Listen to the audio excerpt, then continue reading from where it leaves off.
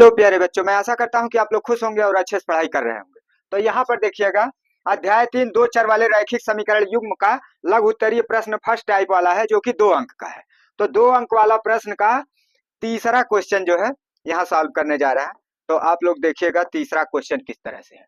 तो प्रश्न नंबर 3, के किस मान के लिए युगपत समीकरणों 3x प्लस वाई बराबर 1 तथा 2k-1 बाहर से x है और प्लस k-1 बाहर से y है बराबर 2k प्लस 1 का कोई हल नहीं है।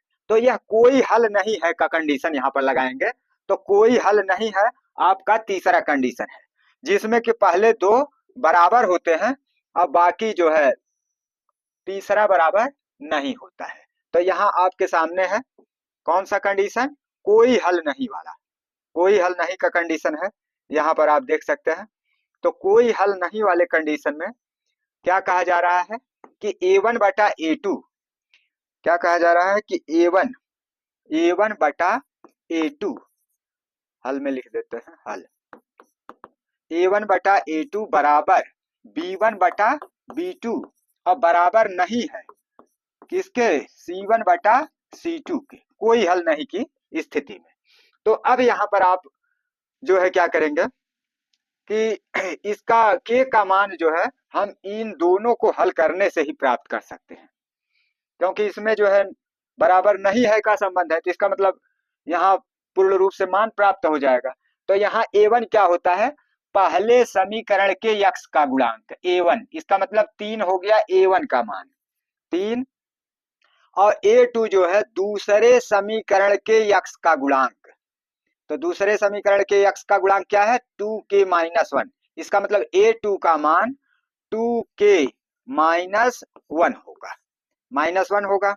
अब जो है बराबर b1 बटे b2, तो b1 यहाँ पर क्या होगा, पहले समीकरण के y का गुणांक। तो यहाँ y का गुणांक कुछ भी नहीं है, इसका मतलब है कि अगर कुछ नहीं है तो 1 का गुणन माना जा सकता है। तो इसका मतलब इस y के आगे एक y इसको मान सकते हैं। तो y का गुणांक यहाँ कितना हो गया, 1। तो इसका मतलब b1 का मान कितना हो गया, 1।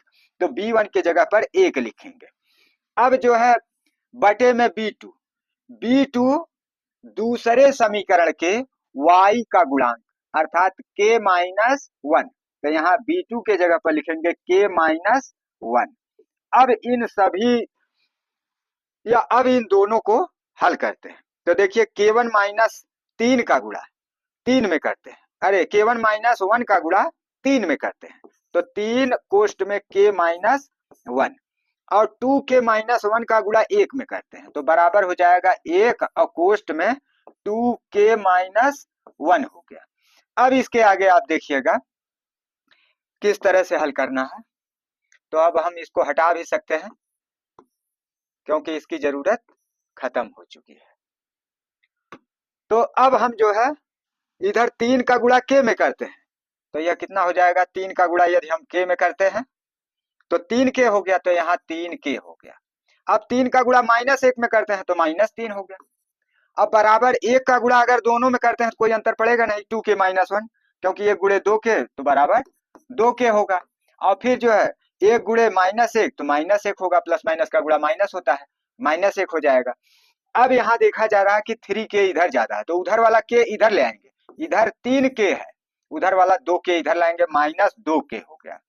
अब इधर कितना बच रहा है, -1, और इधर से -3 उधर ले जाएंगे तो +3 हो गया। अब यहाँ देखिए 3k में से 2k घटाएंगे तो 1k होगा, और इधर 1 को 3 में से घटाएंगे तो 2 आएगा। अब यहाँ 1k मतलब 1 का गुणा होगा तो कोई अंतर नहीं पड़ता है, तो 1k का मतलब सीधे k मान लीजिए, तो k बराबर 2 हो गया। तो k का मान यहाँ पर 2 प्राप्त हो गया।